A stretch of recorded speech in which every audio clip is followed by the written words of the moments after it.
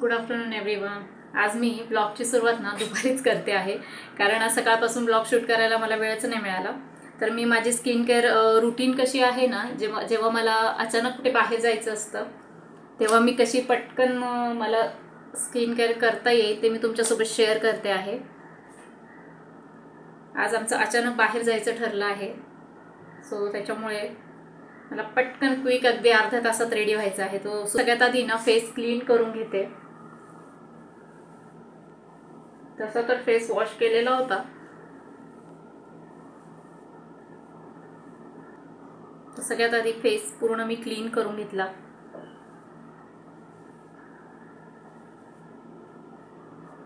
आणि आता बरेच दिवस झाले मी स्किनची कोणत्याच प्रकारची केअर केलेली नाहीये. इवन मी स्क्रब सुद्धा केलेला नाही फेसवर.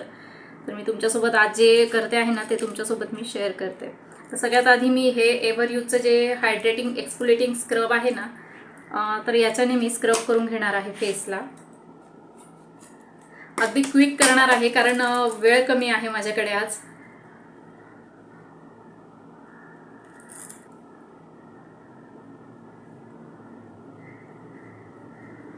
तर हे मी स्क्रब फेसवर अप्लाय करून घेतलेलं आहे. आणि जे आपले फिंगर टिप्स आहेत ना, फिंगर टिप्सने फक्त आपल्याला एक सर्क्युलर मोशनमध्ये फेसवर आपल्याला स्क्रब करायचं आहे. आणि हे खूप हार्शली नाही करायचं आहे, अगदी जेंटली करायचं आहे. खूप जेंटल हाताने करायचं आहे. जर आपण जोरात स्क्रब केलं ना तर चेहऱ्यावर रॅशेस पण येतात. सो अगदी जेंटल करायचं आहे आणि फक्त सर्क्युलर मोशनमध्येच करायचं आहे. आणि स्क्रब केल्यामुळे चेहऱ्यावरचे जे पोर्स असतात ना ते छान क्लीन व्हायला मदत होते. आणि फेसवरची जी डेड स्किन असते ना ती सुद्धा रिमूव्ह व्हायला मदत होते. आणि ही जी मी क्विक स्किन केअर तुम्हाला तुमच्यासोबत शेअर करते आहे ना, तर हे लेडीज आणि जेंट्स दोघंही करू शकतात. तर हे स्क्रब फक्त आपल्याला 2 ते 3 मिनिट करायचं आहे. आणि हे जे स्क्रब मी यूज करते आहे हे ॲप्रिकॉटचं आहे. तर याचे जे पार्टिकल्स असतात ते खूप मोठे असतात, त्यामुळे स्किनवर रॅशेस येण्याचे चान्सेस जे आहेत ते जास्त असतात. तर तुमची जर स्किन सेन्सिटिव्ह असेल तर ट्राय करा की जे तुम्ही स्क्रब परचेस करणार आहात ते थोडं फाईन पार्टिकल्सचं असलं पाहिजे, जेणेकरून तुम्हाला फेसवर रॅशेस येणार नाही. आणि फेसवर स्क्रब झाल्यानंतर मानेवर सुद्धा स्क्रब व्यवस्थित 2-3 मिनटं अप्लाय करून घ्या. आणि मग पूर्ण फेस आणि नेक जो आहे तो पूर्णपणे छान क्लीन करून घ्या. आणि स्क्रब करताना त्याचे पार्टिकल्स डोळ्यात जाणार नाही याची मात्र पुरेपूर काळजी घ्या. आजचा व्हिडिओ मी एका साध्या मोबाईलमध्ये शूट करते आहे, त्यामुळे थोडं व्हिडिओमध्ये एक्सपोजर चेंज होतं आहे आणि क्लॅरिटी जरा कमी आहे. सो त्यामुळे थोडंसं ॲडजस्ट करून घ्या. तर व्हिडिओ तुम्हाला आवडत असेल तर नक्की लाईक आणि शेअर करा. चॅनलवर तुम्ही नवीन असाल तर सबस्क्राईब करायला मात्र विसरू नका. तर माझा स्क्रब पूर्ण झाला आहे. इथे मी ते वाईप ऑफ करून घेते. तर हे बघा, टिश्यू पेपरवर तुम्हाला त्या स्क्रबचे पार्टिकल्स दिसत आहेत. तर तुमच्या स्किनच्या अकॉर्डिंग तुम्ही जे स्क्रब जे आहे ते परचेस करू शकतात. तर इथे माझा स्क्रब झाल्यानंतर इथे मसाज जेलने मी चेहऱ्यावर थोडं 2 मिनिट जेंटली मसाज करून घेते आहे. म्हणजे जे स्क्रब केल्यामुळे स्किनला जे थोडं इरिटेशन झालेलं आहे ते ह्या जेलमुळे थोडं फेसची जी स्किन आहे ती थोडी रिलॅक्स होऊन जाते. तर स्वतःच्या हाताने स्वतःच्या फेसवर मसाज करणं पॉसिबल होत नाही, म्हणून मी सर्व स्टेप्स तुम्हाला स्टेप बाय स्टेप दाखवू शकत नाही. पण कधी जर मला वेळ मिळाला तर मी नक्की डिटेलमध्ये मी फेसचा मसाज कसा करायचा हे तुमच्यासोबत नक्की शेअर करेल. आता फक्त एवढंच सांगेल की फेसचा जर मसाज करायचा असेल ना तर अपवर्ड डायरेक्शनने करायचं, म्हणजे खालच्या बाजूकडून वरच्या बाजूने नेहमी मसाज करायचा असतो. बऱ्याच वेळा आपला माउथ एरिया पण पिगमेंटेड झालेला असतो. जी जॉ लाईन आहे ती सुद्धा आपली डबल चिन झालेली असते. तर त्याच्यासाठी वेगवेगळे मसाज असतात. तर ज्याची जॉ लाईन जास्त हे झालेली असेल, म्हणजे डबल चिन असेल, त्यांनी असं 2 फिंगर्सने जॉ लाईनवर मसाज केला तर त्यांना सुद्धा खूप छान पद्धतीने रिझल्ट मिळतो.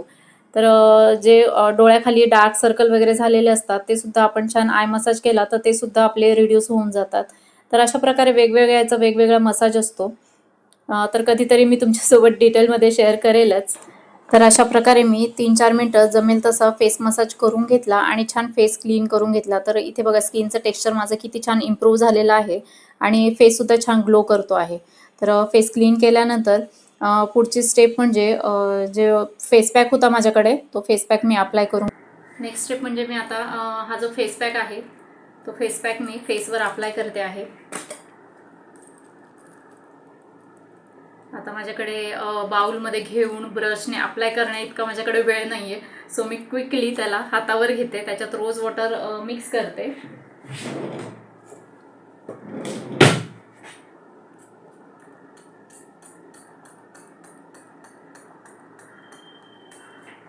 आणि तसंच ते फेसवर मी अप्लाय करून घेते. मी कधीतरी डिटेलमध्ये तुमच्यासोबत हे सगळे जी प्रोसेस आहे ना ती नक्की शेअर करेल.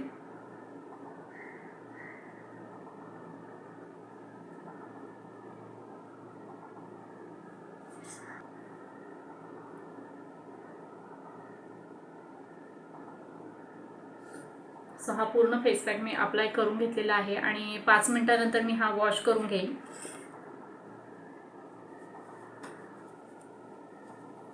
तर इथे फेस माझा पूर्ण मी वॉश करून घेतला आहे. आता त्यानंतर मी मॉइश्चरायझर आणि सनस्क्रीन अप्लाय करून घेणार आहे. कारण बाहेर जायचं आहे जरा शॉपिंगला, इव्हिनिंगला जायचं आहे, पण तरी पण थोडंफार ऊन असतंच इव्हिनिंगला सुद्धा. त्यामुळे मग बाहेर जायचं आहे तर सनस्क्रीन लावायलाच पाहिजे. डेली तर मी सनस्क्रीन बाहेर माझं जाणं नसतं जास्त, त्यामुळे मी सनस्क्रीन यूज करत नाही. पण मॉइश्चरायझर मी यूज करते. सो इथे मी पॉन्ड्सचं मॉइश्चरायझर यूज करते. मॉइश्चरायझर आणि सनस्क्रीन मी मिक्स करून घेते आहे.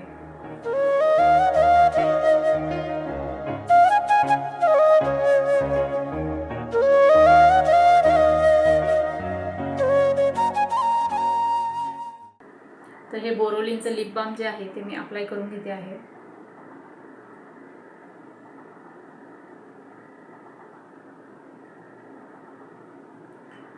त्यानंतर ही डिलॅन्सीची माझ्याकडे लिपस्टिक पॅलेट आहे, त्यातून लिपस्टिक पण मी एक अप्लाय करून घेते.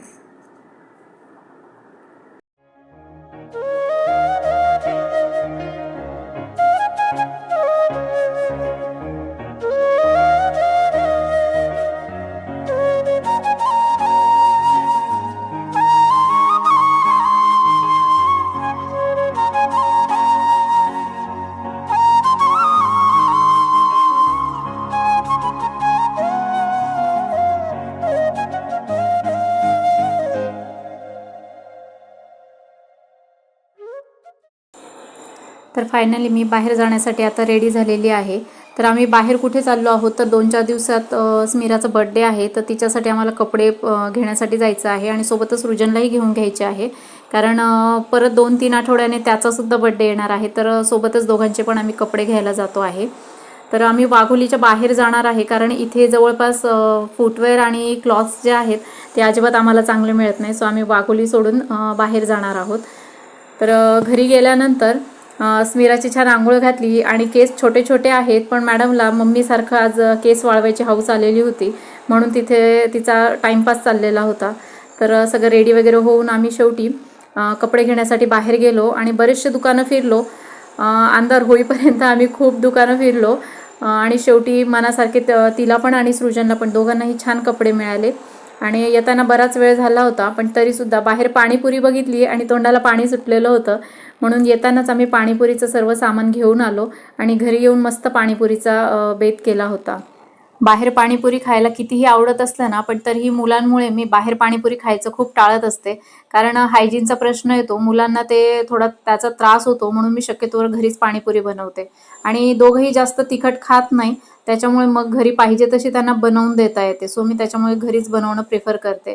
तर सगळं सामान अवेलेबल असल्यामुळे मस्तपैकी घरी पाणीपुरी बनवली आणि स्मिरासाठी थोडं वरण भात होतं, ते वरण भात तिने एन्जॉय केलं. आणि त्यानंतर तिच्या पप्पांनी तिच्यासाठी स्पेशल प्लेट तयार करून ठेवली होती, ती पण तिने छानपैकी मस्त चुरून एन्जॉय केली आणि आम्ही पण छान मस्त पाणीपुरी एन्जॉय केली.